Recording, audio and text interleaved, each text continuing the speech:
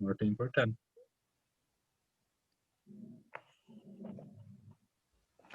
Bom dia. Hoje é o dia 18 de agosto de 2020 e esta é uma entrevista com o estudante indígena Caingangue, do curso de Direito, Marcos Caingangue. A entrevista está sendo concedida para a professora Carla Simone Rodegueiro, do Departamento de História, e para a estudante Manuela Pavone, também do curso de História, e faz parte do projeto Documentando a Experiência da Covid-19 no Rio Grande do Sul, desenvolvido na Universidade Federal do Rio Grande do Sul. Eu gostaria de agradecer a disponibilidade do Marcos e a colaboração da Manuela nesse momento, e eu passo então a palavra para que a Manuela faça o registro do esclarecimento. Então, esta entrevista faz parte do projeto Documentando a Experiência da Covid-19 no Rio Grande do Sul, desenvolvido na URGS, e tem como objetivo registrar o cotidiano e a experiência subjetiva e profissional relacionada à pandemia e ao isolamento social e as formas como isso tem afetado a população sul-riograndense. Você tem liberdade para decidir se participará ou não e pode solicitar interrupção ou desistir a qualquer momento. Você pode autorizar a divulgação da sua identidade ou solicitar que ela seja omitida.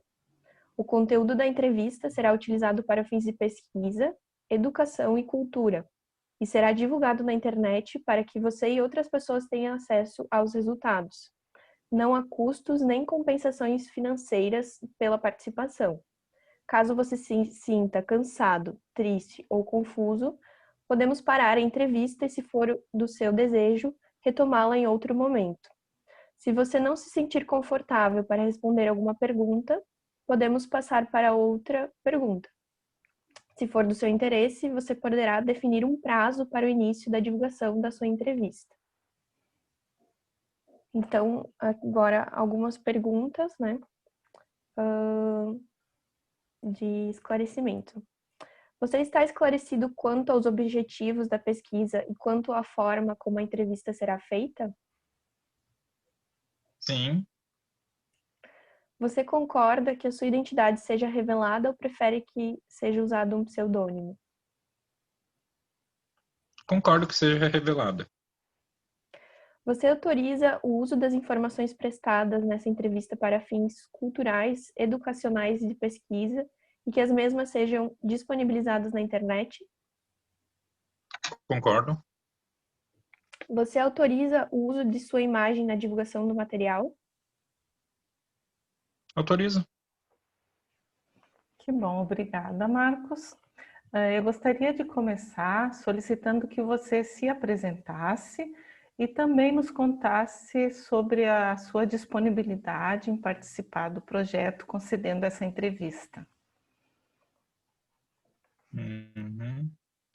Bom, como já um pouco apresentado pela professora, eu sou o Marcos, sou indígena da etnia Caingangue. Atualmente estou concluindo o curso de Direito na Universidade Federal do Rio Grande do Sul, aguardando o pós-pandemia e um novo calendário de apresentações de trabalho de conclusão do curso para poder me formar.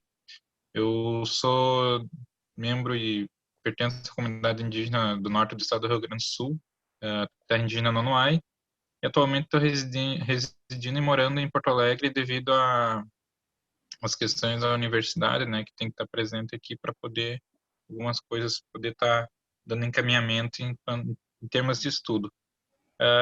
Eu aceitei o convite da Manu, né, que ela,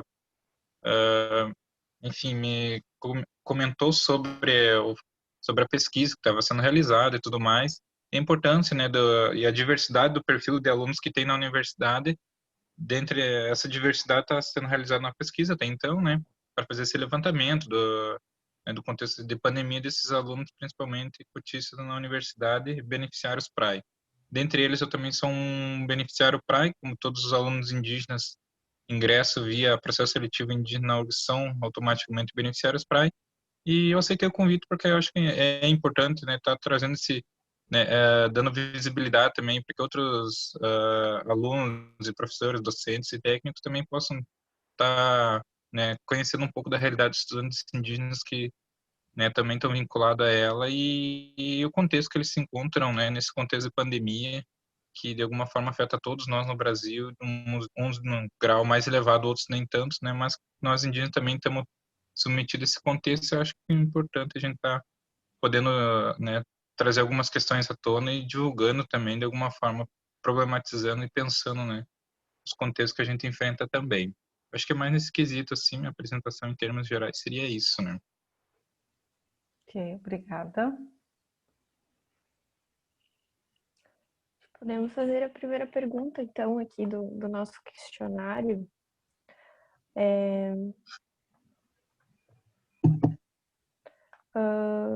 Quanto ao coronavírus, mais especificamente, né? Tu ou alguma pessoa da tua família ou da tua comunidade, do teu entorno, né, foi contagiado pelo coronavírus? E se sim, a gente gostaria que tu relatasse como foi essa experiência. Olha, em termos de pandemia de Covid-19 no Brasil inteiro, é conhecido por todos, ou por alguns, eu diria, não sei até que ponto, que um dos grupos mais, né, afetados e que mais tem vulnerabilidade em termos de saúde hoje, e o perfil epidemiológico mostra isso, os grupos mais vulneráveis hoje no Brasil são os povos indígenas, né? De norte a sul, de leste a oeste, não importa a comunidade que seja, e isso não sou eu que estou falando, são os dados epidemiológicos, né? São os levantamentos das secretarias municipais e estaduais de saúde, do Ministério da Saúde. É um contexto bem complicado, porque na minha comunidade, ao norte do estado do Rio Grande do Sul, sim, a gente teve um nível de contágio muito grande na nossa comunidade. Não teve nenhum óbito, mas tiveram, pelos dados da Secretaria Estadual de Saúde, foram em torno de quase 40 casos confirmados, né? Alguns em situação de internação, mais graves, inclusive, mas já se recuperaram. Ainda tem uns casos em recuperação, em isolamento social. E membros da minha família, especificamente, assim, tipo pai, mães e irmãos, eu não tive nenhum diagnosticado com caso positivo, né? No caso, diagnosticado com Covid-19. Mas tive primos, sobrinhos, enfim, tios diagnosticados, né, com Covid-19. E isso é uma realidade muito comum nas comunidades indígenas, visto que há uma vulnerabilidade muito grande, como eu já comentei, mas pela falta de uma série né, de questões importantes, que é né, uma cobertura de atendimento, né, adequado, porque faltam equipamentos de IPIs, faltam equipamentos de proteção, no caso, falta álcool em gel, uma série de itens básicos, né, de prevenção. E isso são alguns dos deveres do serviço público prestar, né, seja da União, dos estados e dos municípios, e diante dessa negligência muito grande em dar esses devidos cuidados às comunidades indígenas né, e a prestação de atendimento de saúde de qualidade, ou minimamente de qualidade, pela essa negligência, o alto índice né, de contágio nas comunidades ele é muito elevado, tanto é que nós temos a maior taxa de óbito no Brasil, né, os povos indígenas no Brasil inteiro, e é uma realidade em várias comunidades hoje. Estima-se que, em média, os povos indígenas têm uma taxa de mortalidade 115% maior com relação, né, à população não indígena no Brasil, né. Então, isso é um perfil epidemiológico histórico já, né, que ele se retrata hoje também né, em meio à pandemia do Covid-19, que o alto índice de óbito nos povos indígenas chegou em termos de números atualmente, então, pelos dados, por exemplo, só em termos do Rio Grande do Sul, nós temos cerca de 355 casos confirmados, numa população de 24 mil indígenas no estado do Rio Grande do Sul, temos cerca de 355 casos confirmados pelos registros da Secretaria Estadual de Saúde do estado do Rio Grande do Sul, e cerca de 415 pela CESAI, que é a Secretaria Especial de Atenção à Saúde dos Povos Indígenas, que faz uma cobertura mais específica e mais detalhada. Então, é um número crescente. Em termos de óbito, a gente chegou a 6 óbitos no estado do Rio Grande do Sul, né, por Covid-19, entre os povos indígenas. Então, é um número que, em alguma medida, ele é muito alto, mas retrata um pouco da realidade das comunidades indígenas no estado do Rio Grande do Sul e no Brasil também, que é o descaso, né, com a política pública de saúde destinada às populações indígenas no Brasil inteiro. Tanto é que, em todos os casos, hoje se judicializa, né, para que seja prestado atendimento de saúde nas comunidades indígenas, mas o panorama geral no estado do Rio Grande do Sul é esse. Em termos de nível nacional, no Brasil hoje são cerca de 305 povos indígenas que já têm registro de contágio por Covid-19, são cerca de 285 povos já que tiveram, né, nas suas comunidades indígenas contaminados já e diagnosticado com Covid-19, e cerca de, vamos chegar a quase, pelo último número aqui, estava em quase 600, quase 600 indígenas vieram a óbito no Brasil, numa população estimada de 1 milhão hoje no Brasil, né, pelos dados do IBGE até então. Então, esse é o panorama no Brasil e especificamente na minha terra indígena, que a gente também tem um alto índice de contaminação pelo descaso e negligenciamento de uma série de itens básicos e cuidados, né, de prevenção e atendimento de saúde na nossa comunidade que não tem. Acho que falei demais.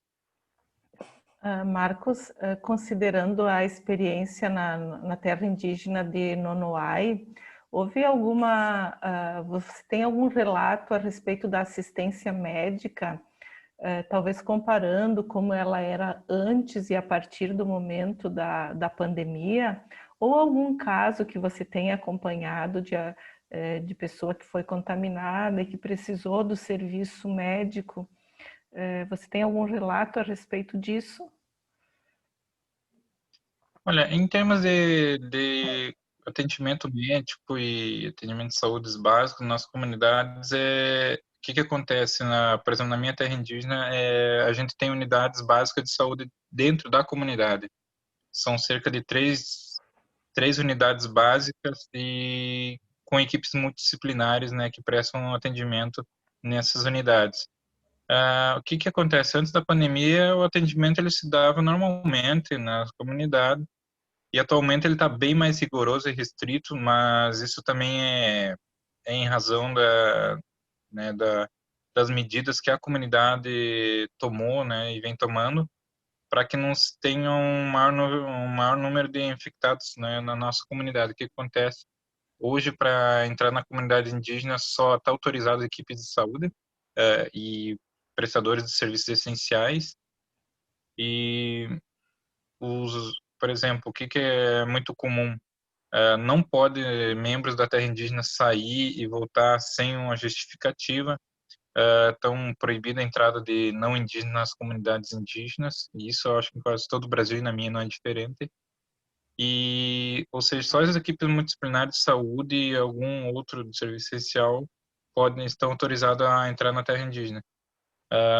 Aí o que acontece? Os atendimentos, eles, em alguma medida, sempre foram, o atendimento de saúde indígena sempre foi muito sucateado né, porque a saúde indígena, ela é SUS, e o SUS, como historicamente a gente conhece, tem suas dificuldades em estar prestando um atendimento muito em razão das gestões e, enfim, a falta de recurso público chegar aos que mais precisam. A saúde indígena é diferente, é muito comum que a gente não consiga ter médicos né, em questões de atendimento mesmo, assim, faltam enfermeiros, enfim, faltam uma série de profissionais.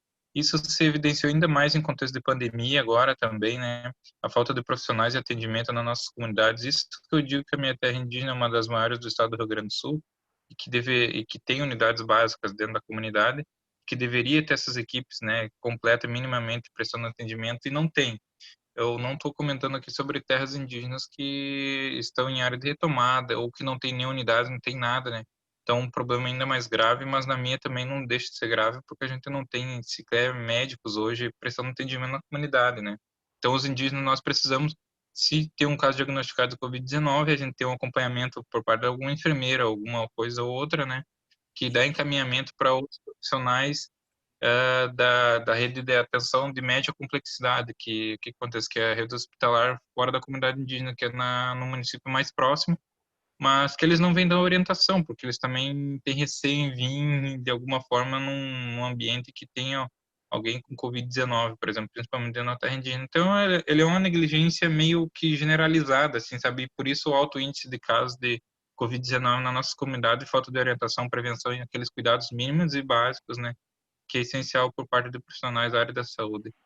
Então, em termos de atendimento, o nosso não mudou muito, não tinham profissionais antes e nessa pandemia se agravou ainda mais porque não tem, continua não tendo.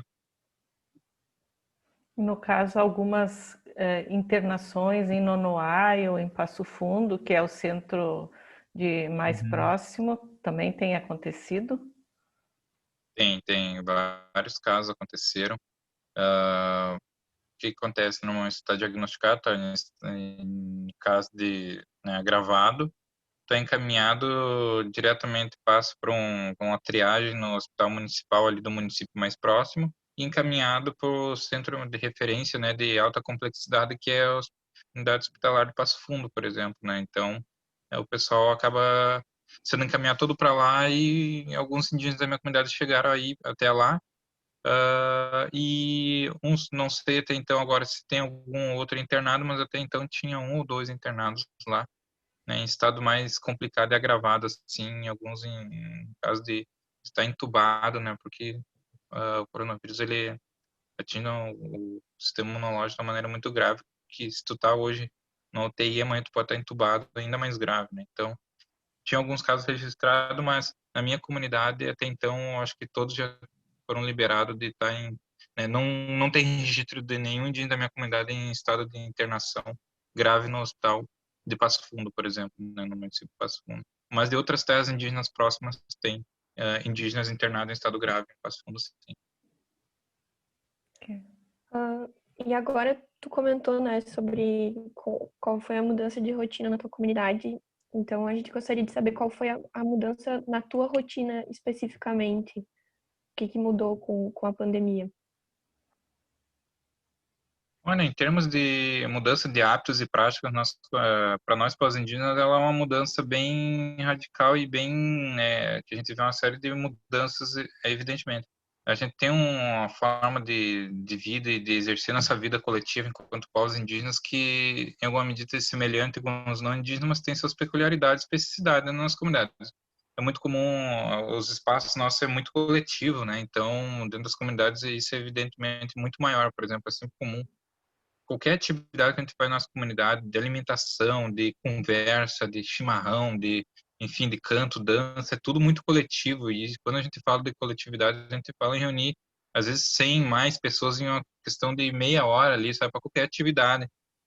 Espaço de lazer, assim, de atividade, enfim, de agricultura, de plantio muito coletivo, assim. Então, uma série desses hábitos e práticas, eles tiveram uma mudança radical.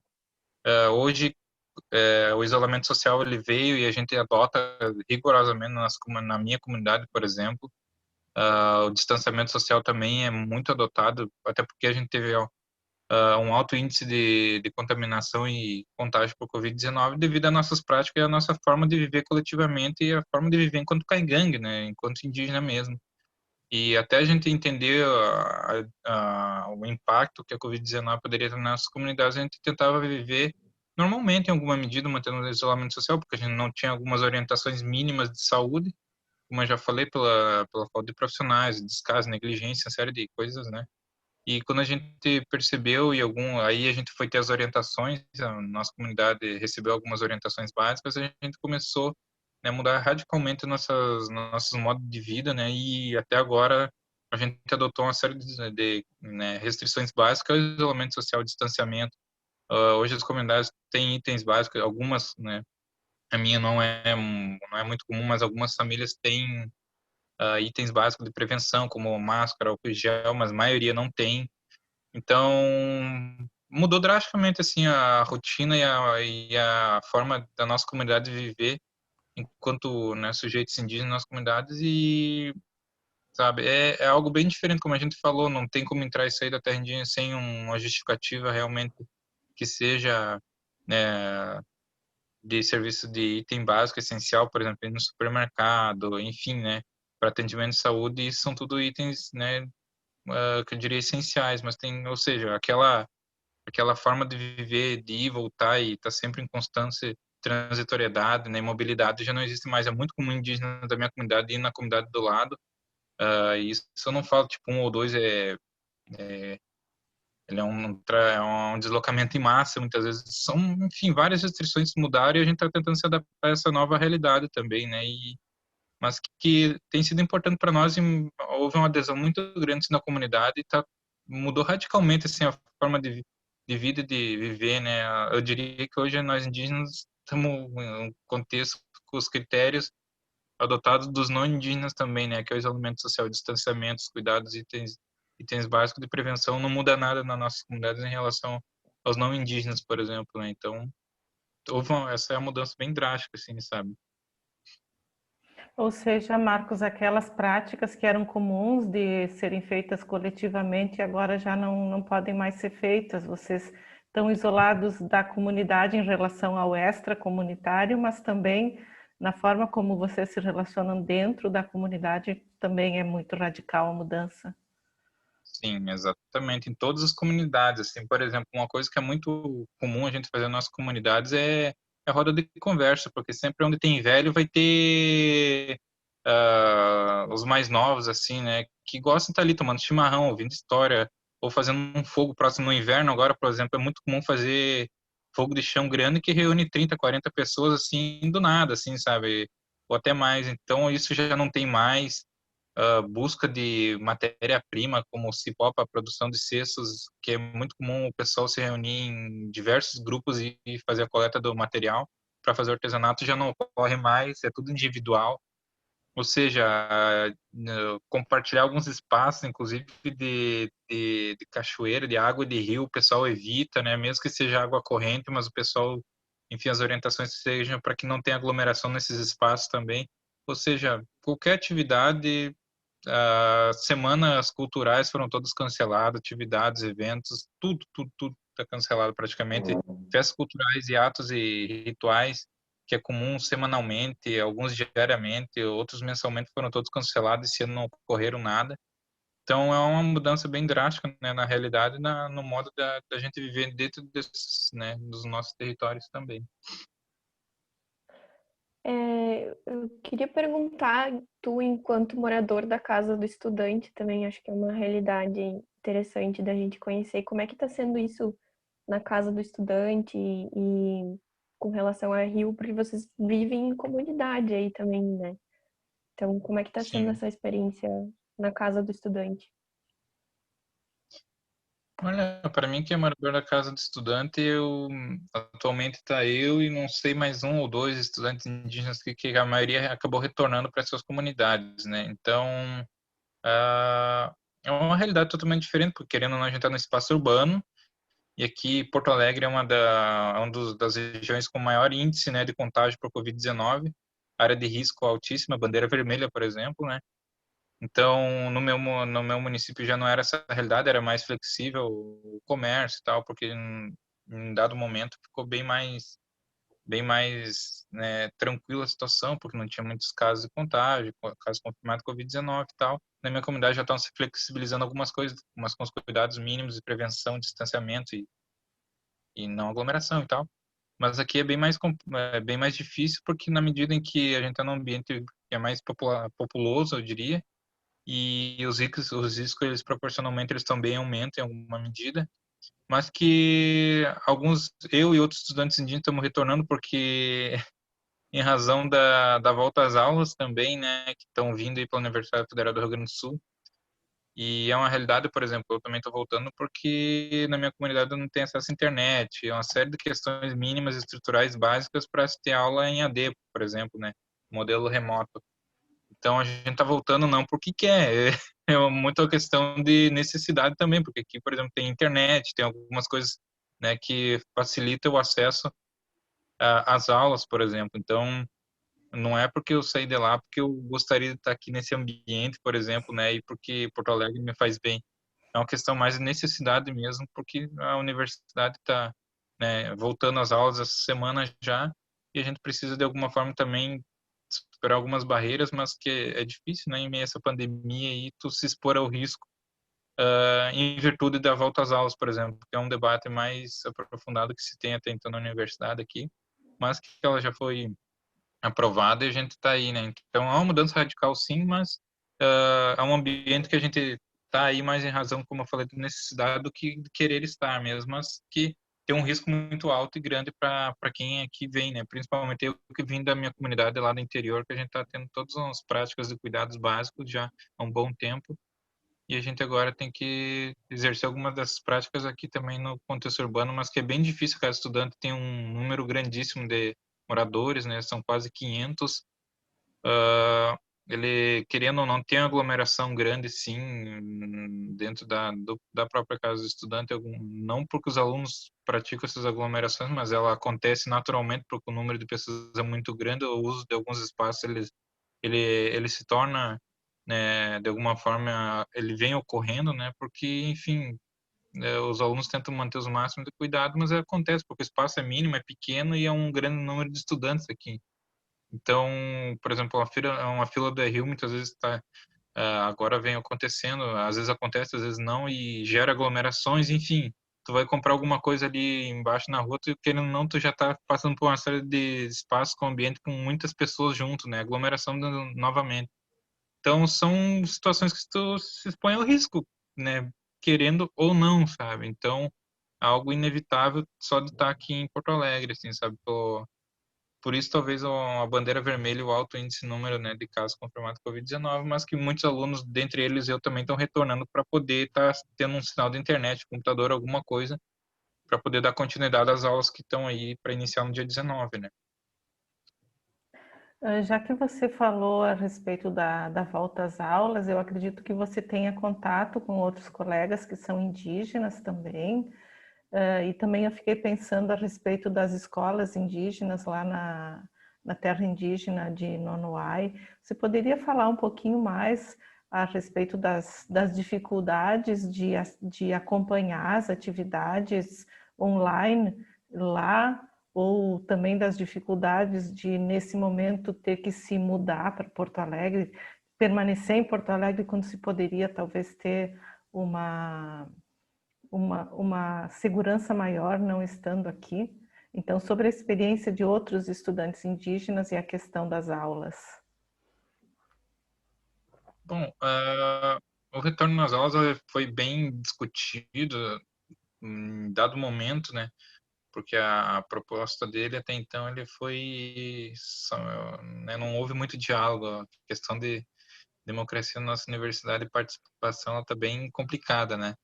Mas a questão é que ele é um modelo de ensino que veio aí, vai ser um desafio para todo mundo, não só para os alunos, mas para os professores também, para os técnicos. Quem vai executar esse programa aí vai ser um desafio para, né, para a comunidade acadêmica em geral. Mas a questão é que o ensino remoto emergencial, por exemplo, ele vem num contexto de pandemia e eu costumo dizer que muito além do retorno às aulas, muitas comunidades nossas, o perfil da nossa comunidade, eles são diversos também. Eu vendo uma terra indígena que a gente já tem uma área demarcada, homologada pelo Ministério da Justiça, declarada pela Presidência da República e tal.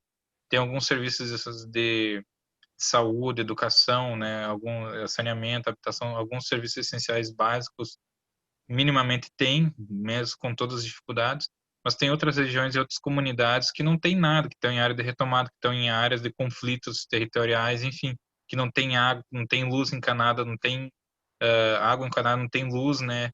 Rede de luz sequer, não tem internet. Se não tem rede de luz, não tem internet, não tem cabo, não consegue acessar. Muitos não conseguem nem ter acesso a 3G, 4G, não sei qual é o G que a gente está hoje, mas são essas dificuldades que é uma realidade, as comunidades são distintas e dentro dessas comunidades tem alunos que estão vinculados à Universidade Federal do Rio Grande do Sul e a outras universidades pelo Brasil. E, por exemplo, eu venho numa comunidade que eu entendo que está, né, minimamente hoje, né, instalada sem área de conflito ou algo do tipo e que tem alguns serviços essenciais já minimamente na minha comunidade tem presente. E eu não tenho acesso à internet porque as redes e cabos de comunicações não chegam até lá. É muito comum, todas as terras indígenas não têm um acesso de internet minimamente bom e adequado dentro dos parâmetros e modelo que a própria universidade entenderia como aceitável hoje. Digo isso porque é muito comum que as comunidades indígenas elas só se utilizam dessas internet via rádio, eu acho é o nome, não é nem a cabo e tudo mais. E as internets via rádio elas são muito oscilantes, os sinais são péssimos. Por exemplo, se o tempo vai chover, tu se prepara que hoje tu não vai ter internet, por exemplo, né?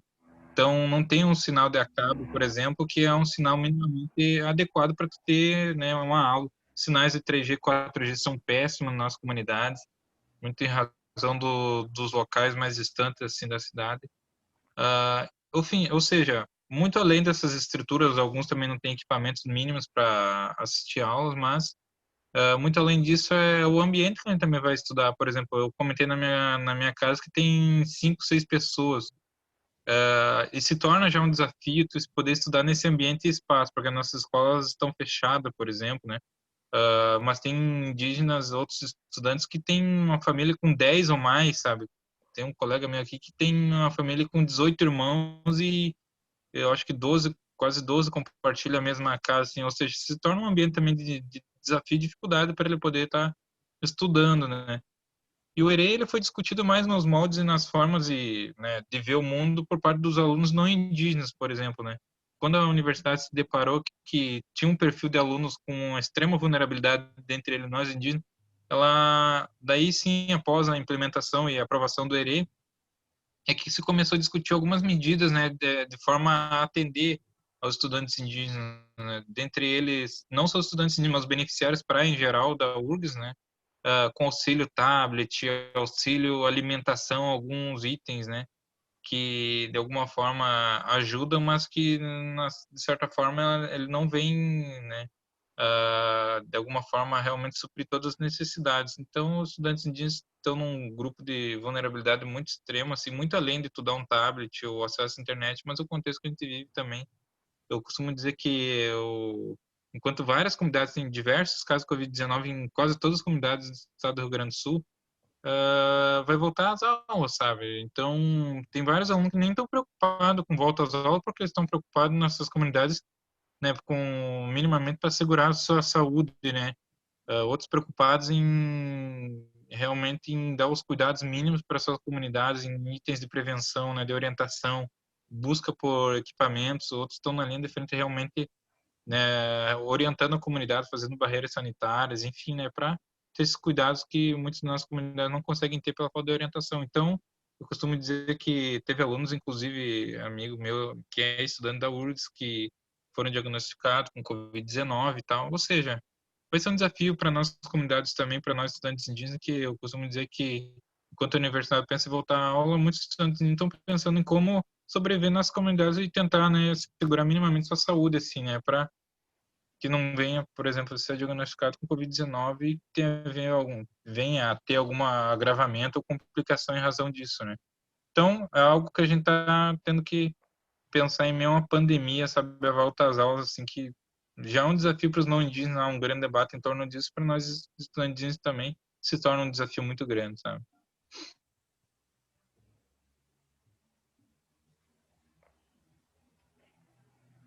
Então, vamos seguir aqui o nosso roteiro.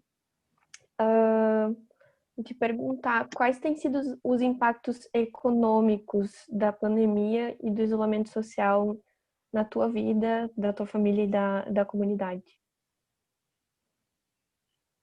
Olha, muito além das dificuldades de saúde pública, né, enquanto sujeito indígena e pessoas indígenas, há um impacto econômico óbvio e claro, teve um impacto em todo o Brasil, né.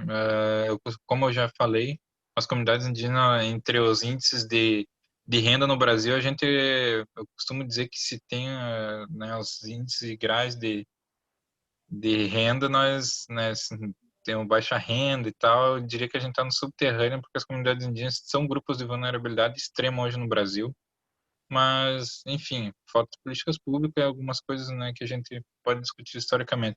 E houve sim um agravamento nas nossas comunidades indígenas, porque é muito comum, majoritariamente das comunidades indígenas, principalmente a minha, que vivem da produção, da comercialização de artesanato, por exemplo, né? Como eu já falei, para tu coletar a matéria-prima e produzir,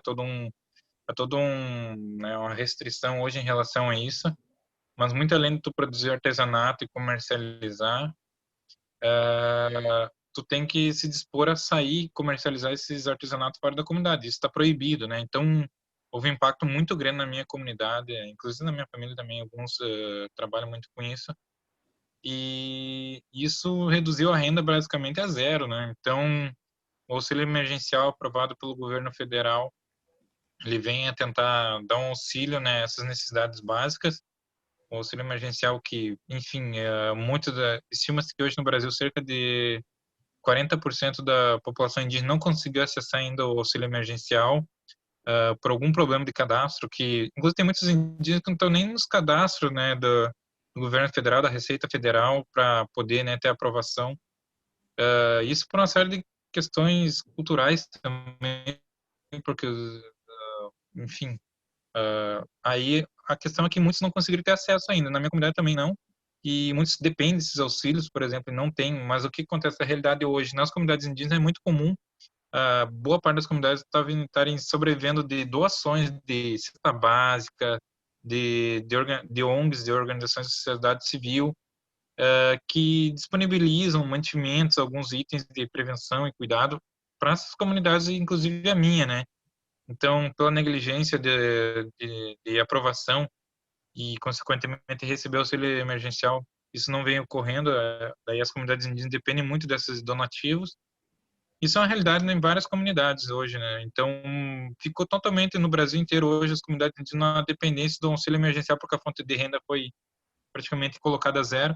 E os que não dependem do auxílio emergencial e da produção de artesanato, como na minha comunidade é o caso, muitos dos indígenas trabalham em frigoríficos, e isso também foi um dos elementos que levou muito caso de contágio e contaminação na nossa comunidade, porque são espaços e ambientes de trabalho muito próximos, né, e de aglomeração, consequentemente, e isso veio a agravar a situação de alguns indígenas devido a isso.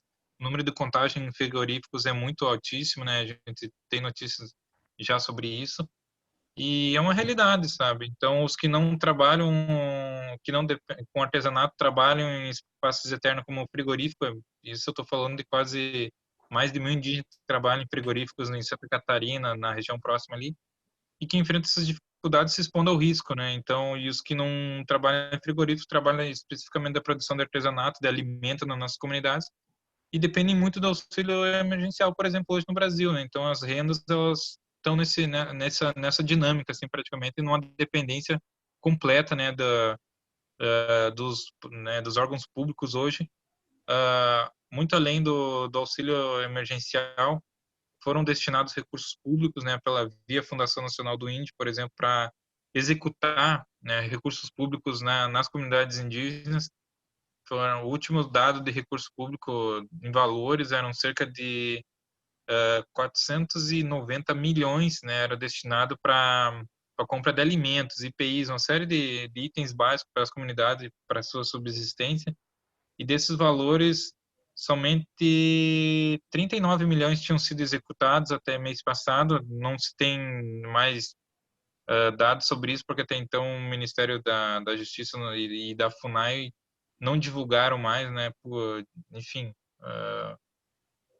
questões de acesso a dados hoje no governo federal está bem difícil, né? Publicidade é zero praticamente, né? Transparência nem se fala. Ou seja, desses recursos públicos destinados, quase só 39 milhões tinham sido executados, ou seja, isso não chega nem a R$ 8 por indígena no Brasil, numa população de quase 1 milhão.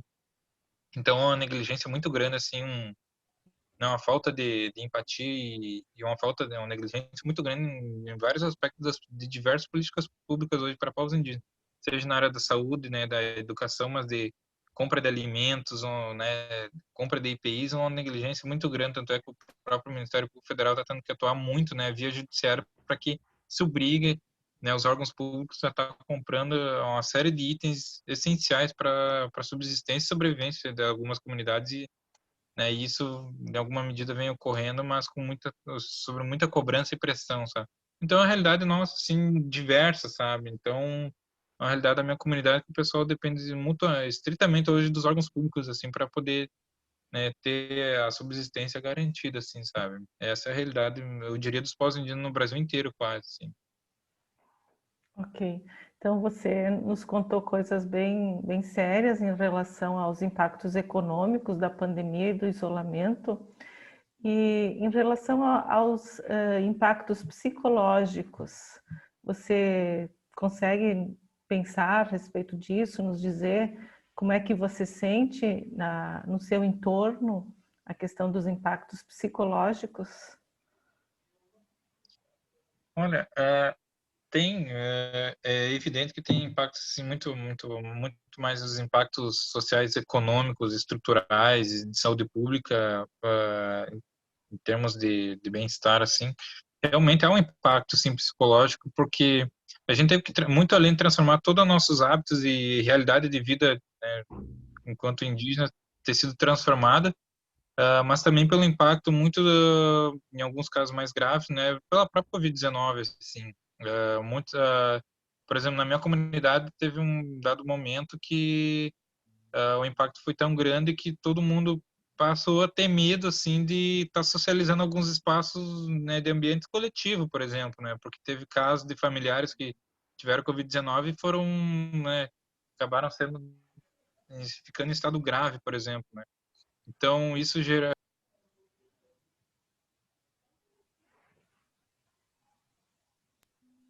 E, enfim, de contar, isso de alguma forma tem um impacto muito grande, tanto é que a questão é até que ponto está se tendo um apoio psicológico para isso, né? E não está tendo também, a gente está comentando que é muito comum a falta de profissionais, não se tem também um acompanhamento, inclusive psicológico, de profissionais, né, nas nossas comunidades, porque muitos acham que a Covid-19, ela impacta somente a saúde enquanto físico, bem-estar físico, né? E passado isso está tudo ok, sobreviveu, se recuperou, segue a vida, mas tem sim um impacto, né, em âmbitos psicológicos mesmo desse sujeito. Muitos não querem nem trabalhar em ambientes fechados, por exemplo. Tem um caso de um primo meu que foi diagnosticado com Covid-19, foi entubado, por exemplo, e ele se nega a ir trabalhar, por exemplo, no frigorífico que ele trabalhava, né, porque é onde ele foi contaminado e tudo mais, e não frequenta mais espaços coletivos assim. Isso, de alguma forma, tem, né, consequências muito além para uma pós-pandemia também, né.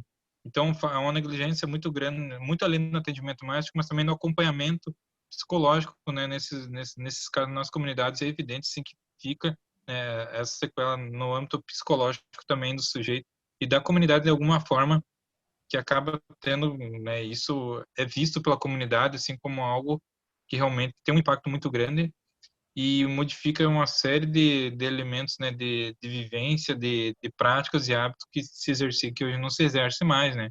Então é muito comum, por exemplo, nossos cuiã, que são os curandeiros e, enfim, os mestres dos saberes da medicina tradicional, que praticamente são pessoas que, por exemplo, que são de idade avançada, de 90 a 100 e poucos anos, que simplesmente pararam de fazer suas atividades, suas práticas e hoje se vê em um contexto de depressão, assim, porque eles viviam disso e exercem isso e hoje não podem mais fazer isso pelas orientações mínimas de cuidados, né, de saúde e prevenção. Então, são coisas que muitos dizem assim, bom, mas ele está bem, bem-estar, ele está bem fisicamente, não está diagnosticado com Covid-19. Bom, então, né, vamos se preocupar com esses casos mais graves e o psicológico a gente deixa para depois, sabe? É muito comum, assim, pelas equipes de saúde multidisciplinares, que não contém, em grande maioria, psicólogos e esse acompanhamento, né? Negligenciar fortemente isso, né? E é evidente que está ficando isso é algo que vem sendo explícito e denunciado e chamado a atenção do Serviço Público de Saúde para que se tenha um acompanhamento psicológico, né? Tanto para os mais velhos, para os novos, né? Que realmente isso está tendo um impacto muito grande nas comunidades, assim, em caso de adoecimento, por exemplo, né? Muito mais do que físico, assim, sabe? Tu comentou muito dessa questão da relação das comunidades indígenas com as autoridades e do descaso, mas eu queria te perguntar num sentido mais amplo, como é que tu avalia a atuação das autoridades em relação à pandemia, tanto para os indígenas quanto para os não indígenas, né? Qual é a tua opinião em relação ao governo do estado, governo federal, de que forma eles estão lidando com a pandemia? O que tu acha disso? Olha, em termos de política pública hoje, de direitos fundamentais como a saúde, a gente vê uma negligência muito grande, né? Seja em diversas esferas públicas hoje, seja no âmbito municipal, estadual e federal. Negligência essa que se tornou explícita hoje para o Brasil e para o mundo, né? Tanto é que nós, povos indígenas, a negligência ela chegou a um ponto tão grande de todos esses dados que eu te disse aqui, que eu comentei aqui, pelo alto índice de contaminação e o índice de mortalidade ser muito mais elevado para os povos indígenas em relação às demais populações não indígenas, grupos. A gente teve que recorrer ao Supremo Tribunal Federal, né, recentemente, faz o que umas 2 semanas, vai fazer agora, que a gente teve que acionar o Supremo Tribunal Federal, né, através de uma ação judicial, para que o governo federal tomasse medidas, né, administrativas no âmbito da saúde pública para prevenção, né, e cuidado dos povos indígenas no Brasil. Ou seja, a gente teve que acionar o judiciário para que obrigasse o governo federal a tomar essas medidas, visto que havia um descaso e negligência muito grande, né, em termos de cuidado para as populações indígenas, as mortes aumentando, o contágio, tudo aumentando e nada sendo feito, as diversas denúncias chegando até a ONU, a Organização dos Estados Americanos, a OEA, tudo, né? Os vários instâncias, né, nacionais e globais foram acionados e todos denunciando descaso nesses quesitos, né? E tanto é que o Supremo Tribunal Federal obrigou, né, o governo federal, o Ministério da Justiça a adotar as medidas. Foi, tipo, os 11 ministros votaram unanimemente para que se tomassem medidas de desintrusão nas comunidades indígenas, né, de garimpeiros, que fossem feitas barreiras sanitárias, testagens, enfim, destinação de medicamento, acompanhamento médico, psicológico, né, farmacêutico, enfim, de várias comunidades indígenas, como eu falei, não tem atendimento, não tem acompanhamento psicológico, enfim, daí uma série de medidas que o Supremo Tribunal Federal obrigou ao Ministério da Saúde a adotar. O que acontece? Também foi aprovado no âmbito da Câmara dos Deputados e no Senado Federal um projeto, né, um projeto de lei, um plano emergencial de cuidado e prevenção, né, à Covid-19 nas comunidades indígenas do Brasil inteiro. Isso foi aprovado pela Câmara dos Deputados, pelo Senado Federal, e o projeto ele tinha em torno de 20, 21, 22 itens, né, que foram aprovados pelo Congresso. O governo federal, o Poder Executivo, mais especificamente na pessoa do Jair Bolsonaro, vetou 11 pontos desses 22 itens, praticamente inviabilizando completamente todo o plano emergencial, e até por isso a razão da articulação dos povos indígenas do Brasil, a PIB, recorreu ao Supremo Tribunal Federal para que, né, esses 11 pontos vetados pelo presidente da República fossem reavistos, né, e obrigasse o governo federal a adotar essas medidas. E foi como o Supremo Tribunal Federal fez, né, para obrigar o governo federal a adotar essas medidas, né, mínimas de saúde pública para as comunidades indígenas. A questão é, tá, foi aprovado, foi assegurado pelo governo federal, pelo judiciário, obrigando a fazer, mas executar essas medidas, elas são um outro passo, né? E isso o governo vem sendo negligente novamente, mas isso tudo propositadamente, por uma política pública, né, de descaso e negação, né, de uma pandemia que está tirando mais de 100 e poucas mil vidas hoje no Brasil, e dentre elas os indígenas também. E isso é realidade, é reflexo, né, de uma visão de mundo que realmente nos assusta, porque um problema é negligenciar direitos públicos, serviços públicos, que não tem impacto na vida das pessoas em alguma medida, mas outra coisa é quando ela é propositadamente direcionada a tirar vidas, né? Isso vem ocorrendo e é uma negligência muito grande, como eu falei aqui anteriormente, falta tudo, falta máscara, falta álcool em gel, falta água encanada, falta, enfim, saneamento básico, vários itens que são essenciais na prevenção e combate à pandemia 19, a pandemia hoje de Covid-19. Então, é uma realidade bem delicada sendo os povos indígenas. Foi denunciada na ONU recentemente, a ONU se manifestou, acho que foi ontem, sobre isso, né, cobrando medidas mais enérgicas e objetivas, né, no combate à Covid nas comunidades indígenas no Brasil inteiro.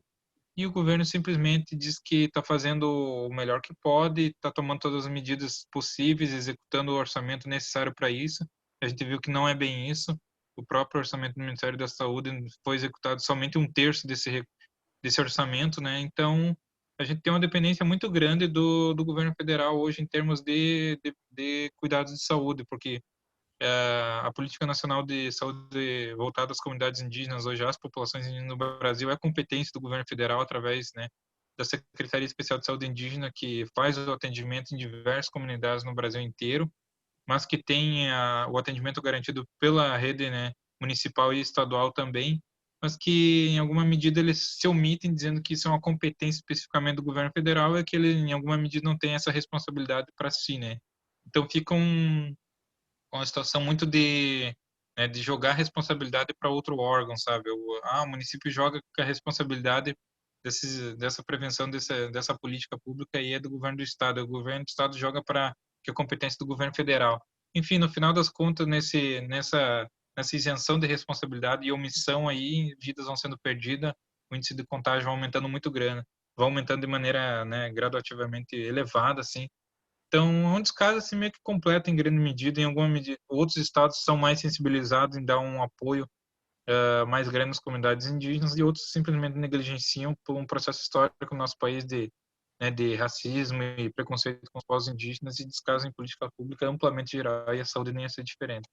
Então, o panorama ele é grave, né? Porque a gente está perdendo vidas e para grupos não indígenas também isso inevitavelmente está ocorrendo hoje também, mas quem mais hoje, as vidas que a gente está perdendo é a população, né, mais vulnerável hoje, é os negros, é o trabalhador, é o pessoal de baixa renda, é o pessoal que está tendo que trabalhar e se expor ao risco, né? E sim são grupos ainda mais vulneráveis, mas que a gente diz que realmente não está acontecendo nada e que a vida segue, né?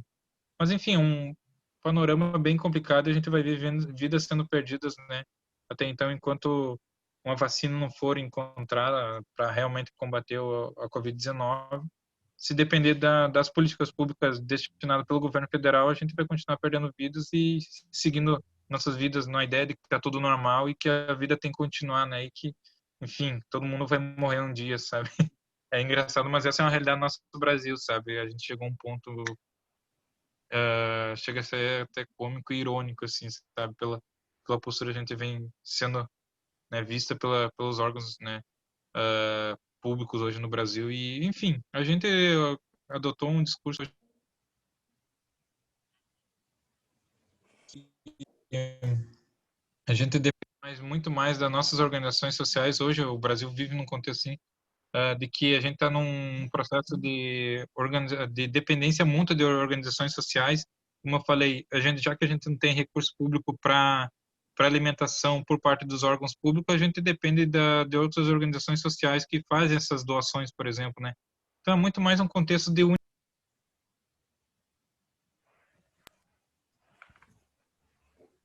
vista pelo Estado, assim, organizações sociais indígenas e os órgãos públicos, isso não existe em muitas medidas, sabe? Então é bem grave, assim, são vários relatos, assim, pelo Brasil inteiro, mas a nossa realidade, em termos gerais, é essa. Dando continuidade a esse raciocínio que você começou, queria perguntar, Marcos, a respeito, assim, de como você tem se informado, se mantido informado a respeito dos desdobramentos da crise, das políticas ou da falta de políticas públicas, né? Você e, no caso, também os familiares e os membros da comunidade, como têm tido acesso à informação ou talvez à desinformação, tendo presente que, além de todas essas lacunas que você colocou, a gente ainda tem um discurso que é bastante generalizado, que nega os riscos que a pandemia traz, que a doença traz. Então, eu queria que você falasse um pouquinho a respeito de como lá em Nonoai as pessoas têm se informado sobre o que está acontecendo. E também, assim, eu sinto que a tua fala demonstra uma militância, né? Fala a partir de um lugar de alguém que está acompanhando todos esses desdobramentos e que tem um compromisso com a comunidade. Talvez você possa me falar sobre o papel que os estudantes indígenas têm em relação às suas comunidades, especificamente nessa crise. Olha, os meios de informativo hoje que a gente tem é muito comum que os não indígenas têm, né? A questão é quem tem acesso à informação. Quem tem mais facilidade de acesso à informação hoje realmente somos nós, estudantes indígenas, que estamos mais ligados a esse modelo dos não indígenas, né?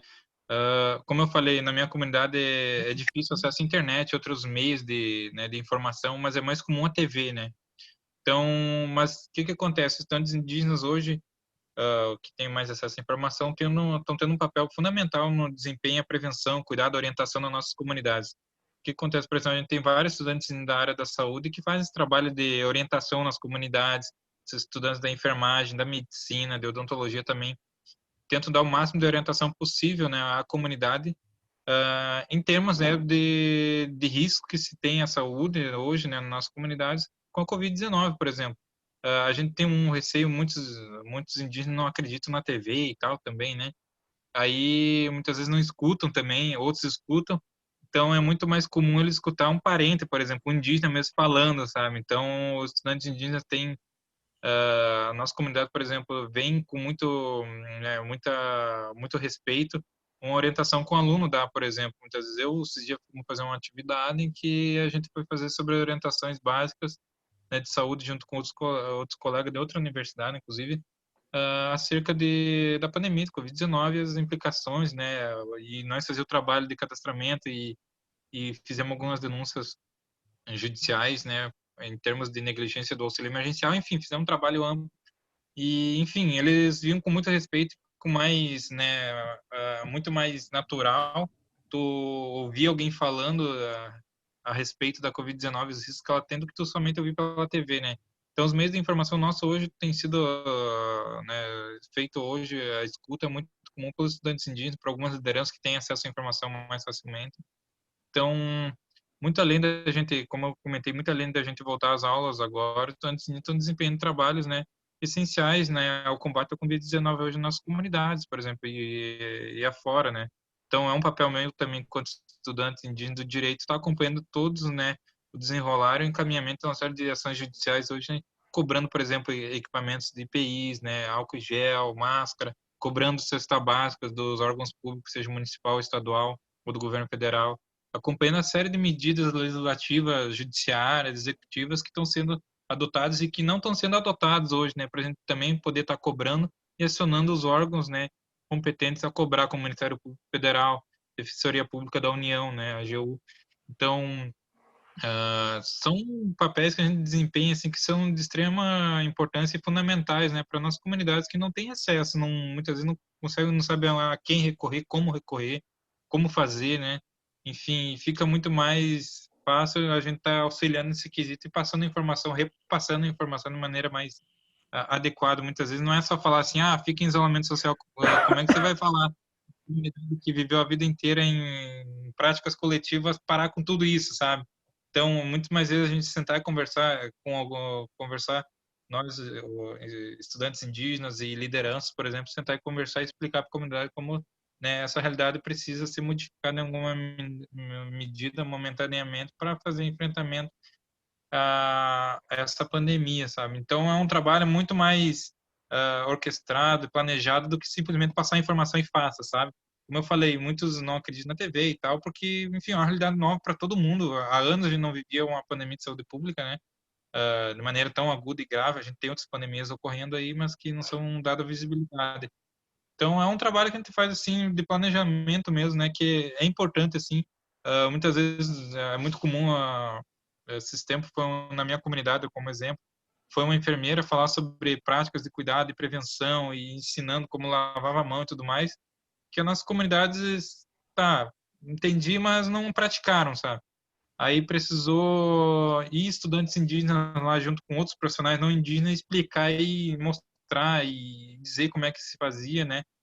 Aí a comunidade entendeu, por exemplo, né? Mas tinham indígenas, né? É muito mais fácil ter empatia para um outro que também é indígena, vendo tu falar para ele e praticar aquilo ali, do que um não indígena muitas vezes, né? Então tem todo esse trabalho assim psicológico também, né? Que é importante ser feito nas comunidades, assim, que a gente também tentando desempenhar, assim, a gente tenta fazer minimamente o possível, qualquer coisa que se faz nesse contexto ajuda, sabe? Ajuda muito.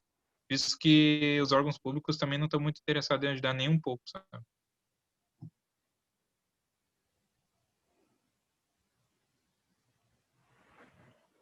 Eu queria perguntar, Marcos, para além dessas batalhas que vocês estão travando em relação à saúde, e mais especificamente à pandemia, a gente sabe das batalhas que vocês têm desde sempre, né? Citando aqui, por exemplo, a demarcação de terras.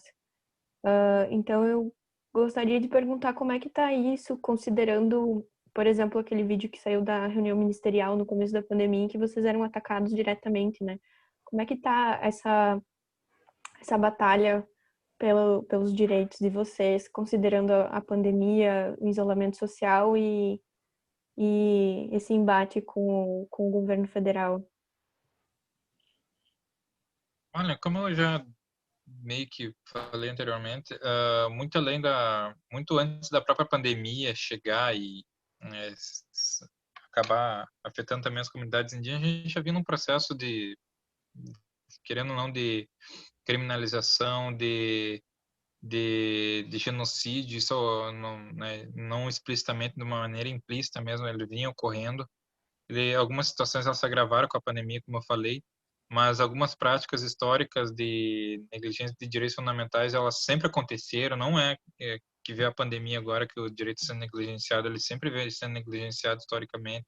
Direitos históricos que a gente sempre luta como direito de território, uh, eles eles ocorrem até então, mas o que acontece, por exemplo, no âmbito de outros direitos fundamentais como o territorial, a gente tem uma decisão atualmente do Supremo Tribunal Federal que proibiu qualquer reintegração de posse, né, no Brasil que tenha como destinatária ações judiciais vinculadas a povos indígenas, né? E o que acontece, ou seja, qualquer ação judicial hoje no Brasil, ela está impedida, né, de ser discutida ou dado seguimento a ela, né? Quando se trata de comunidades indígenas, ou seja, se um juiz acha que quer reintegrar uma área e retirar os indígenas dali, essa ação não pode ter dado continuidade a ela, né? Está vedado. O que acontece? Outras questões históricas, como a invasão de territórios indígenas, ele vem ocorrendo normalmente.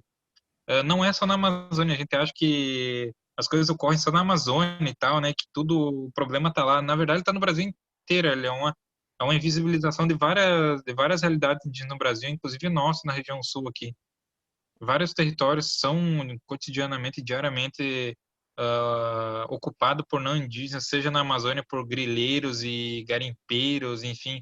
Mas aqui na região sul também é ocupada por alguns fazendeiros, enfim, produtores de soja, milho, que sempre vão ocupando áreas indígenas e depois tem que se judicializar isso para poder retirar esses fazendeiros, né? Principalmente do agronegócio mais amplo, digo assim, porque tem o pequeno produtor, né? Mas tem o agronegócio que é o que realmente que é o que faz o trabalho de ocupar as terras indígenas, é o agronegócio, eu diria, né? Então, isso ocorre. Aí, em meio à pandemia, como eu falei, a gente luta judicialmente por uma série de questões como saneamento, moradia, né? Tem questões de educação também, eles vêm ocorrendo normalmente. Então, tem uma série de direitos que a gente nunca parou de cobrar e correr atrás e lutar, mas a Covid-19 veio e inviabilizou uma série de formas de luta que a gente também exerce, por exemplo, de cobrança. A gente é muito comum. A gente, tem uma audiência sobre demarcação de terra indígena na X vara ou no Tribunal X. A gente se reúne coletivamente e vai cobrar isso aí, né? Esses desembargadores das autoridades. Ou seja, cobrando um atendimento de saúde no estado do Rio Grande do Sul, na secretaria, a gente se reúne em grupos, em quantidade e vai lá presencialmente fazer essa prática de luta e dar visibilidade. Isso está invisibilizado hoje completamente, isso muda até a forma de exercer uma luta e cobrança, né? Então tem sido um desafio muito grande para nós também, assim, pensar estratégias de forma de como fazer um enfrentamento e luta em meio a isso. E o que nos resta, e a realidade das comunidades indígenas, é fazer uma resistência interna somente das comunidades, sabe? É muito difícil a gente fazer essas cobranças externas para os órgãos públicos, né?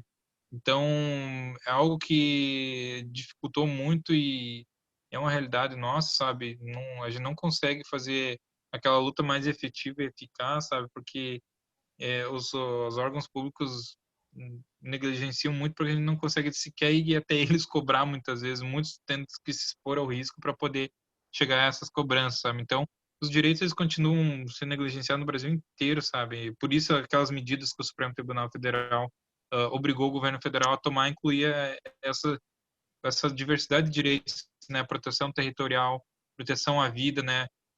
Desintrusão de garimpeiros, de grileiros, enfim, proteção à sua fauna e flora, né? Tentando de alguma forma coibir desmatamento, invasão de terras indígenas. E a gente vê aí o judiciário toma essas medidas que são direitos fundamentais garantidos pela Constituição, mas o poder executivo tenta adotar outras medidas, por exemplo, né? Como é o caso de algumas falas de alguns ministros que dizem que era o momento de passar a boiada. Esses bois eles continuam passando, eles sempre passaram, eles se tornam mais explícitos nas falas, na medida que o contexto ele é mais propício para isso também, né? Porque tem um poder executivo hoje na presidência da República que dá aval e instiga, incita isso, né? E dá respaldo. Então, os povos fazem a resistência que historicamente sempre fazem, né? Que é manter a luta. Muitas vezes são perdidos nesse processo, mas que em algumas medidas são invisibilizadas essas situações e é muito comum que só apareça a Amazônia no noticiário, mas isso vem ocorrendo no Maranhão, em Pernambuco, na região sul aqui também, nas comunidades indígenas Guarani, em Caigangue também, no Xoclém. Enfim, sabe, é uma realidade no Brasil inteiro, mas que às vezes é dada visibilidade somente na região amazônica, assim, sabe? Mas que é uma realidade no Brasil inteiro hoje nas comunidades indígenas que tentam fazer a cobrança dentro das suas possibilidades e condições também. E como eu falei, cabe também a nós, enquanto estudante, que estamos na frente, muitas vezes auxiliando e apoiando, também dar todo o apoio necessário a esse processo também, né? Cobrando as autoridades competentes para isso, seja o Ministério Público Federal, que né, para também estar auxiliando e apoiando e cobrando juridicamente isso, né? Então é um contexto bem emblemático, assim.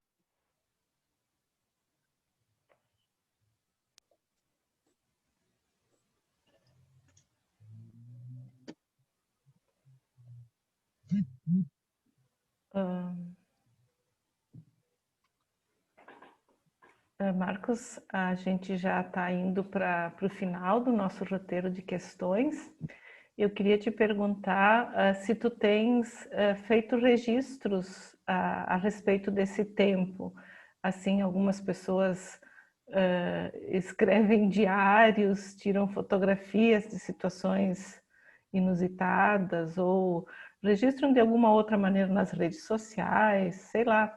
Assim como nós estamos fazendo, que é um esforço de produzir documentação, de produzir fontes históricas a respeito desse momento, queria saber se você tem pensado em guardar alguns registros sobre esse tempo. Olha, em termos de registro histórico,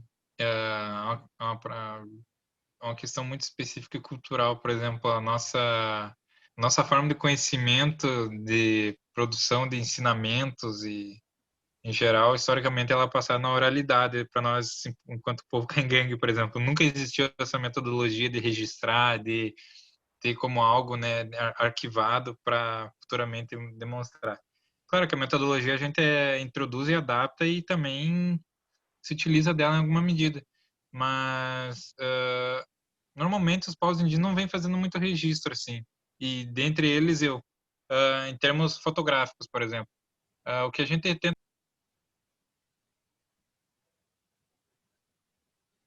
os documentacionais, por exemplo, né, de ofício e tudo mais, Desculpa, enviados eu perdi uma parte. Você disse o que a gente tenta e aí desapareceu o som. Ah, tá.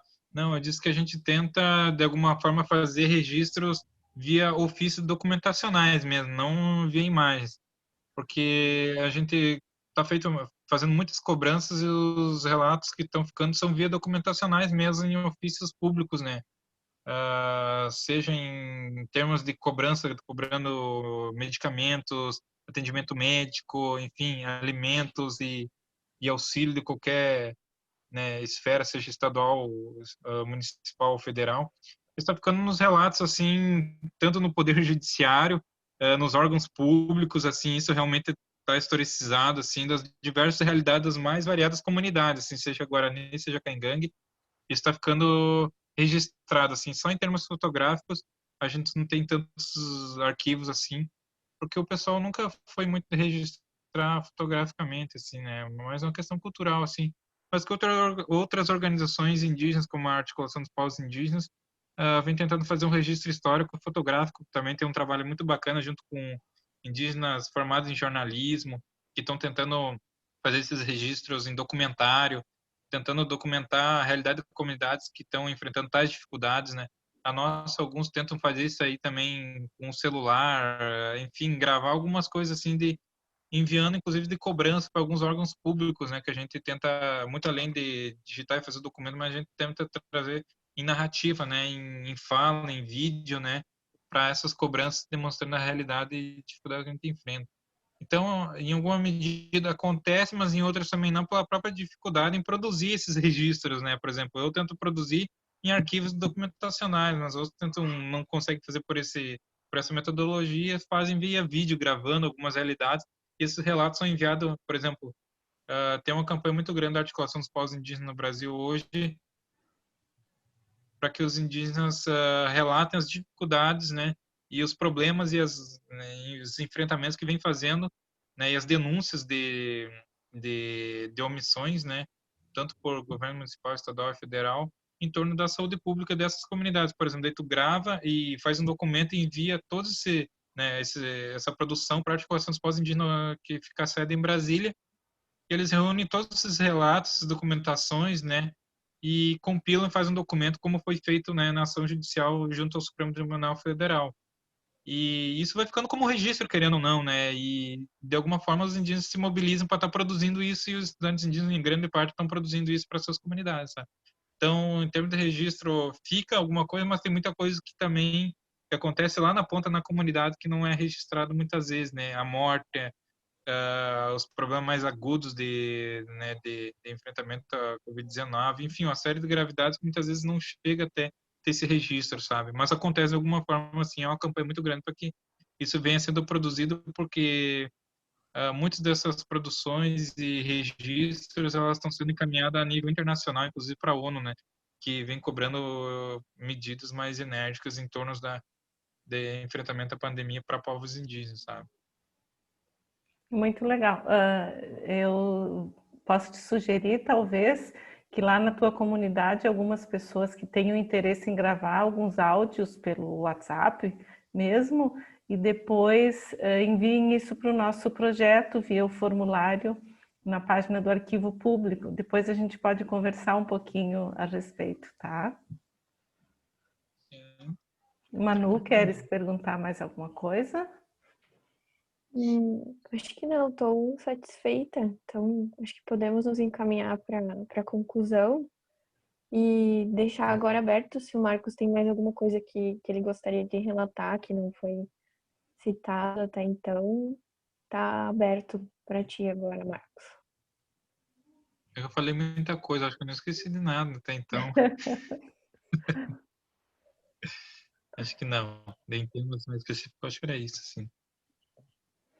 Então, a gente te agradece muito pela tua disponibilidade, aprendemos um monte de coisa com essa entrevista e pergunto se tu continuas disposto a autorizar a divulgação da entrevista. Sim, autorizo, bem Sim. tranquilo. Tá bom. Agradeço a Manuela pela parceria e a você, Marcos, pela disponibilidade, por essa rica experiência que nos mostrou. Muito obrigada. Capaz, eu agradeço. Aqui Estamos nós sempre à encerramos. disposição para compartilhando. Tá bom. Obrigada. Eu vou concluir a gravação agora.